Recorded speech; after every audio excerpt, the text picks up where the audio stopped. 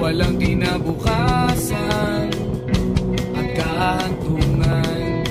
At yan nasiseryoso ang usapan, ang pagpapayuhan ng tunay at tapat na kaibigan. Kung mga